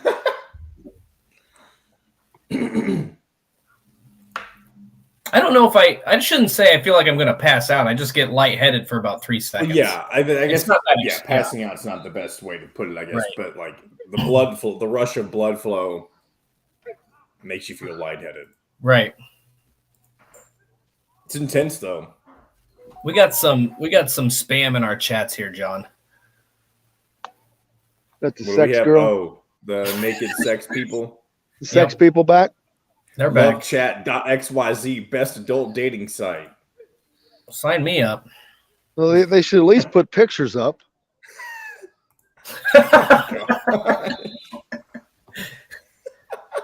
There you go.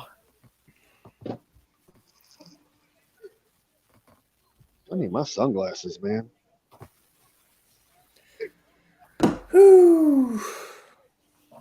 Man, I missed an hour of practice. Practice. We're talking about practice. Mike Cam says sex, drugs, and Nickelback. Who? It's a comment. Oh. You know, they back when I got like 20 seconds, but Kevin Wilson, back when he was coaching, one of the intro songs was a Nickelback cover of Saturday Night's All Right for Fighting. Oh. Fun fact. I did not know they did a cover for we that. have 10 seconds. Yeah, it's good, but obviously that's relative. Ask for Indiana Sports Beat Radio. This segment is brought to you by Courtroom Sports Grill in Bedford. Now back to the golf club at Eagle Point Studios for more Indiana Sports Beat Radio with Jim Coyle, presented by Endeavor Hospitality Group and Andy Moore Honda of Bloomington. Welcome back. Live from the golf club at Eagle Point Studios North. As you can hear in the background, that's Tom Allen, Indiana football head coach, barking out. First day practice commands, baby. They're out and after it. I walked over a second ago in the break and saw the quarterbacks throwing. I'll get to go down there as soon as we're done here and get my first eyes on Connor Bazelak, see what that group looks like. We'll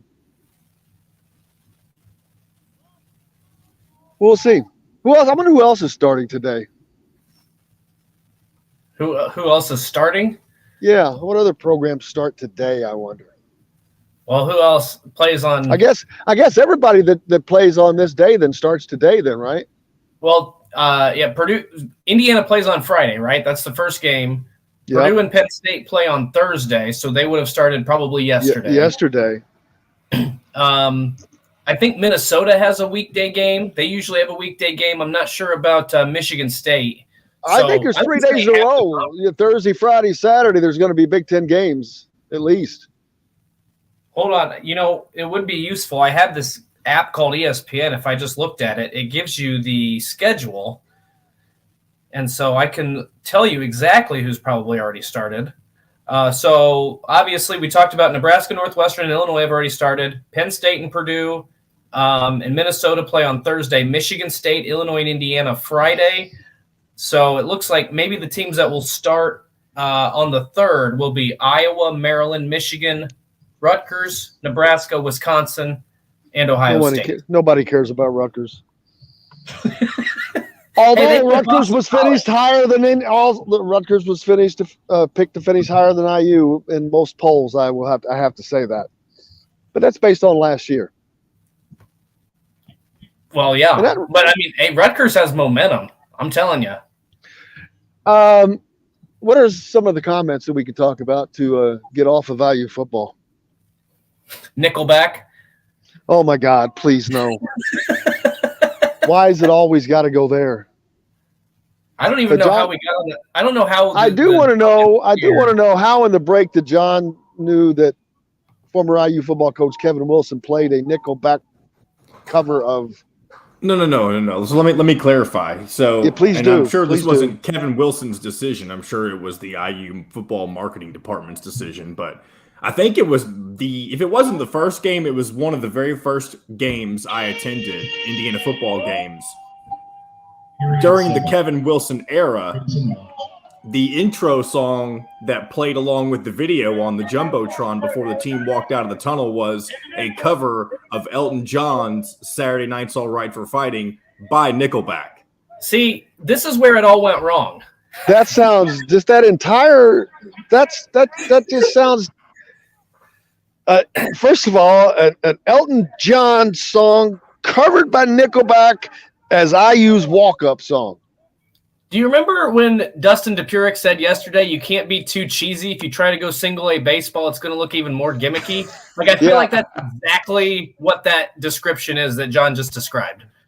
And then secondly, my question would be his love for Nickelback must be so that has been embedded in his brain since that, because I can't tell you what I used as their walkout song last year. That's funny. I don't recall any other walk-up music that they have had. But like I said, it was. I know. That's my point. That's the one you remember. I can also tell you what the first time, what the intro music was when I went to my first Indiana basketball game. And I think they used this music. They used it for a long time during the Tom Green era. It goes just like this. Where the streets have no name. No. I'm talking about the. I know they do the fight song, but I'm talking about when they used U2's Where the Streets Have No Name. Here's the discussion. How much time do we have? Because I have a discussion for you. We have about 20 minutes. Okay. Music during basketball. The band plays too much. Yes. The band plays way, way too much. I think that the game day experience would be heightened if they would somehow find a mix between trying to appease the 40-year season ticket holders that are wanting to hear that same song that they've heard for 40 years, played by the same band in the same way at the same time. There's a big group that would also rather hear a little more modern music not being played by the band. Especially like in pregame, and there'll be a good song going. There's a good flow, and about half through, and it's like, geez, Joe, what? There's like 60 minutes before the game. What are you doing? It really is. I mean, I'm there an hour before the game too, so the players don't want to hear that. They want to hear music, man. That's just my take on that. The students, what do you think? What do you think the students? I'm just going to say personally, I disagree. I love pep bands. No. You can't. I'm not ruling them out. You have to be at an IU game, a basketball game, enough to know what I'm talking about. How often, how frequently. It is constant and nonstop. And it's like, geez, just give me a second. Partly is because they're right in front of me too, so that doesn't help. I don't want it but I would be perfectly fine if every song that went through the arena was done by the band. Oh my God. I think oh my that God. is me growing up. Look, I went to Lewis Cass High School. That helmet obviously did not offer the protection it needed. They did not. Hey, Tebow agrees with me. They did not. We had the best high school pep band, so it was how I grew up. So but that's the audience I'm talking about. That audience does agree with you, and they're going to agree with you. But there is another audience that disagrees. Okay, the younger crowd. I'm just talking about me. I'm talking about the people that are at the games. There is a larger contingent that people realize. I'm just saying, it's no big deal. I'm just there should be a little bit better mixture, I think. But a mix, I would be fine with a mix. So to me, fans are great for football. It's just not as both. Yeah, they are. And I think you just have to strike the balance in basketball. Football is a different animal. It's a different animal, but for one thing, you're outside. Here's the problem. To me, I don't know how often you've been to Bankers Life Fieldhouse or go to an NBA game, but they do what you're talking about. Obviously there's no band there, so it's all modern music or whatever the team wants to hear, whatever fans want to hear. And it is the least exciting because the PA system, it's so open and so spread out. It sucks. You can't hear it. It's not loud enough, whatever the case might be. I am bored before that game. Like, at least if I don't know, there's just a different energy created when it's coming from a band to me. Now, I might not be in the majority on this. Even when it's the same songs played over and over the same way at the same time. And I'm fine with it. I'm fine with it. That's the glory. You can be opinions are welcome. Yeah, I just think there needs to be a better balance, but oh well, that's just me. I think the players would agree. I mean, if it's the players are the ones that are there for the game. If they want more of the they're not going to say anything because you know what? They probably have their earbuds in. And guess what? You know why they have their earbuds in? Because they're not listening to the damn band. I mean, let me tell you what's not playing on those earbuds. The band, not playing on the earbuds. So, point made. Thank you very much. Ching. So then, what's the difference in football games? Because they play open air stadium for one. Okay. They play different. They actually play different songs. They'll add in something new because they've got the marching deal that they do at halftime. The performance that they're scheduled to put on, which is usually a different song. So it's always different. And again, you're outside. But I think IU could use some more sound music in the stadium as well. Maybe they should bring back Nickelback. Oh God! It just always gets worse. I just imagine when John says that's the first one he remembered. I just imagine only John, one he remembered, standing up and getting so excited, like, yes, this is even better than I expected. They're playing Nickelback. Well, here's the thing: at the time, he probably goes back to YouTube and replays those YouTube videos and just sits there in glory with headphones on in a lounging chair at home at night in a dark room. It's interesting. At the time, I was a young kid, probably Saturday 11 or night's 12 years all right old. with me. I didn't even know that they had a cover of the song, so it took me a little bit to realize that was Nickelback doing the cover. But of course, I thought it was completely awesome at the time, and that's probably because nobody did a cover of "Saturday Night's All Right" to Fight by Elton John, but Nickelback, yeah, absolutely. Hey, it's like Shinedown doing Leonard Skinner's "Simple Man."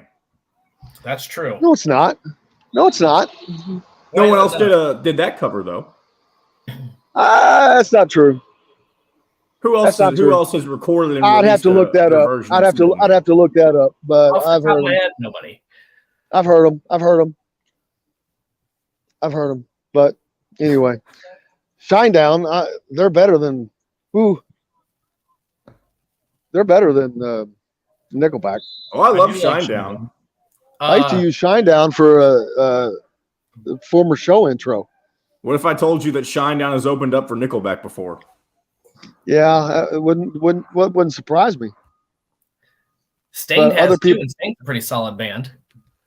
Well, I think there's going to come a day and a time, I don't know how long down the road, where it's going to be socially acceptable to like Nickelback. It's coming. You know what? I know it is. Why don't they have? No, that's not. You're not, and you're not going to force it upon people as much as he's. Oh, I'm not going to force it upon anybody. No, he's trying to do subliminally do that. You know, I have a question. Why don't they have more concerts at IU? That's a great question. That is a great point. Why? You've got a freaking football stadium here that you only use 6 times a year. You've got a basketball arena in there. What the hell? I don't understand that either. You tell me you can't get, because there are plenty of artists that play in less than 10,000 seat venues. Yeah. I mean, so I don't get it. It's not just Indiana either. There are a lot of stadiums in the Big Ten and in Indiana that I feel like they could use those for concerts, comedy shows. How about this? Thanks. Better yet, why is Indiana not doing concerts after games? That would be hard to do.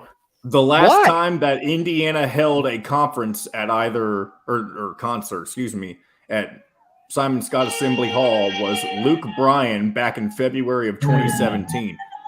Whew. Wow. I feel like after a game would be difficult at Memorial Stadium, but you might be able to do it at Assembly Hall. But why? Because you got to do all that cleanup. No, it's included in the football experience. It's what if you buy a ticket to the concert but not the football game, or vice versa? Yeah, they'd have to figure that out. But you could probably do it the night at. Well, I'm thinking of a way to. If Indiana played Friday like they do against Illinois, you could probably do it on that Saturday. I mean, it would be a lot of work for everybody involved, but you could probably pull that off. Well, I'm trying to think of a way to get more people in the stands. But yeah, that's a tough deal. You'd have to raise ticket prices, and everyone's not going to do that. Man, I just think that there's never any concerts here, right? Which is kind of mind-boggling. Most college campuses do have that. Who do you want to see at Memorial Stadium or Assembly Hall, Jim? I saw John Mellencamp at Memorial Stadium. I figured Who that would was you like to see? Long time ago. Who would I like to see? Guns N' Roses would be great. I mean, anybody that's good. What is a concert like in Assembly Hall? Because obviously I have never seen a concert in Assembly Hall. It would be, I think it would be pretty damn good, especially if you did it on one side, because that's how Assembly Hall is designed, as a theater. There are two theaters facing each other. The seating and why it goes up so high in that balcony. Think about a theater now. Yep. Not a movie theater, but stage theater. And now you've got two of them that just face each other. But for a concert, I think you should just put it in the middle of the floor and face one side. And man, you could have one of those, but you could even have probably one of those circular stages. So you could walk all the way around like they do at those football stadiums. Because if you put it on one side, well, I guess it depends on where exactly it is, but you can't. I have sat in I don't know which balcony it was. I have sat as high as you can go and as far. What direction? How's it run? North, south, or east, west? As far east as you can go. North. It runs north, south. Okay, so I've sat as high as you can go and as far north as you can go, and you can't. I had to watch the game on the video board, and I still couldn't really see. Yeah, if you're in the balcony, it's a rumor. So I remember being up there, but no big. John, how much time we have? I want to make sure that we don't run over.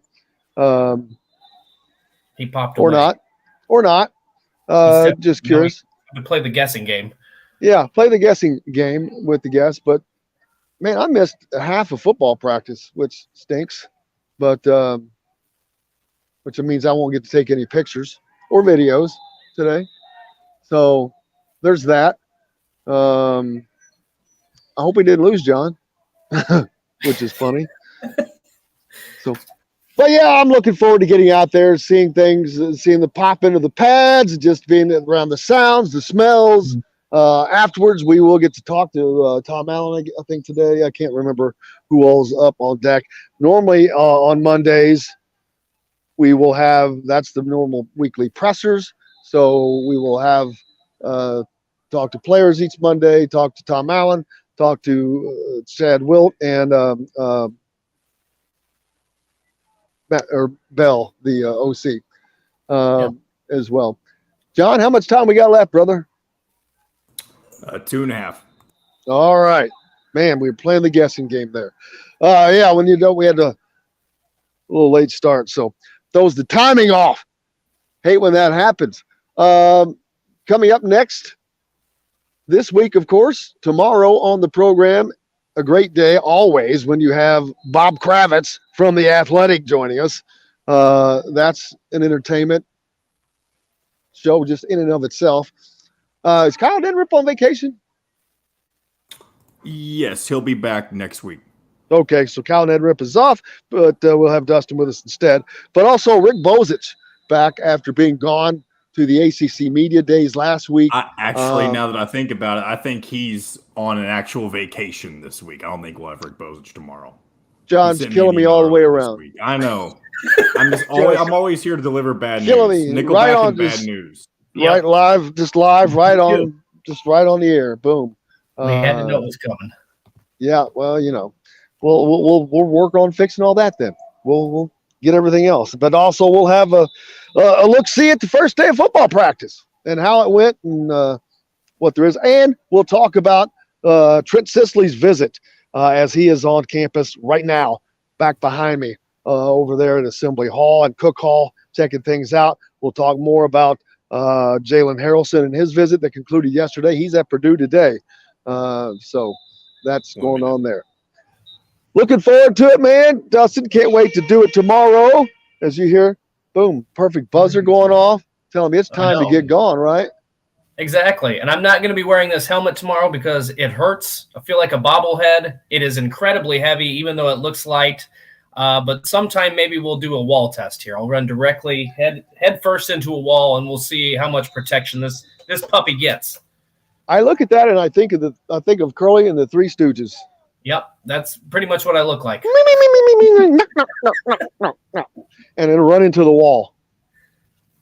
I mean, that would up our subscription. We should get to a certain subscription total, and then that'll be the reward. Dustin runs into a wall. Subscribers on YouTube, he means. And if you are listening on radio on the ref, say hello to you guys. Hope everything's going well down on the river. Have a great one today. And if you're watching or listening on YouTube, please make sure you subscribe and hit that like button. Give Dustin a follow on Twitter at Schutte Sports and at Jim Coyle ISB as well. Looking forward to it. We'll be back tomorrow to do it all again. I can't wait. Can't thank everybody enough. Big thanks to Chronic Hoosier, to Dustin, of course, to John, the producer. Most importantly, did I miss anybody, John? Nope. Most importantly, thanks to you guys. Without you, we've got no reason to be here. Until tomorrow, be back again. I'm Jim Coyle. I will see you on the radio. Thanks for listening to Indiana Sports Beat Radio. Be sure to subscribe to our YouTube page for more clips and team coverage of Indiana basketball, football, and more. You can also find full episodes and tons of other content on thehoosier.com. We'll see you next time for another edition of Indiana Sports Beat Radio.